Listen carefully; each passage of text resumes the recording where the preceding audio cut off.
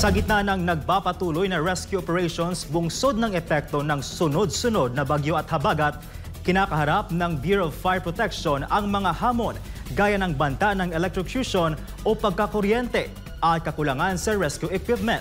Sa kabilang dako, nagbigay naman ng ulat ang Department of Health kaugnay ng lagay ng kalusugan ng mga residenteng nanunuluyan sa evacuation centers. Si Crescent Catarong sa balita.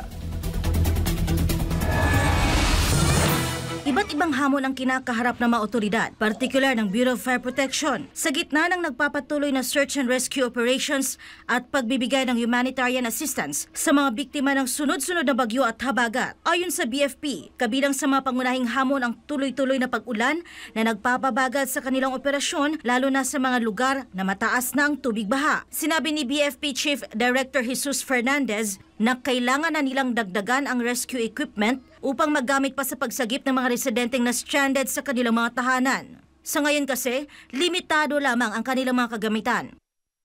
Ang isa pa naming natitignan na challenges, of course, yung limited naming mga equipment, of course, pero sa ngayon ay continuous pa rin yung Bureau of Fire Protection to procure more rescue equipment para sa ganon ay magamit natin in times of these calamities. Isa pang kinakaharap na suliranin ng BFP ay ang power interruption habang isinasagawa ang mga operasyon. Binigyang diin ni Fernandez ang posibleng panganib ng electrocution o pagkakuryente sa harap ng search and rescue operations sa mga binahang lugar. May mga electrocution po kasi na nangyayari at of course pagka pinasok po ng ating mga personnel, yung mga bahay ay tignan natin mabuti kung naka-live pa yung mga electrical system nila dahil yun po ang dahilan kung bakit may mga electrocution.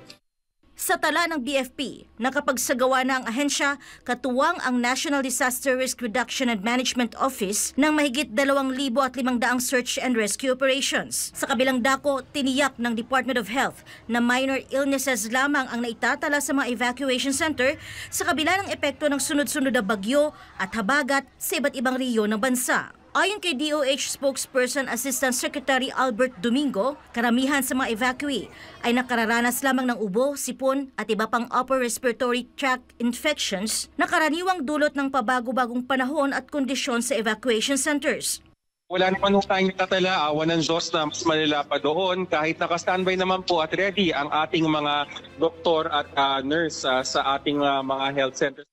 Sa kasalukuyan, may mahigit 1,100 na health workers na nakadeploy sa mga apektadong rehiyon gaya ng Ilocos Region, Central Luzon, Mimaropa, Bicol Region at Metro Manila.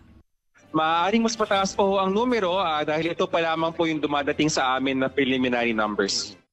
Patuloy ang pagbabantay ng DOH sa kalagayan ng mga evacuees upang maiwasan ang pagkalat ng mga sakit, lalo na sa mga temporary shelter na masikip at may limitadong ventilation. Para sa Diyos at sa Pilipinas kong mahal, Crescent Catarong, SMNI News.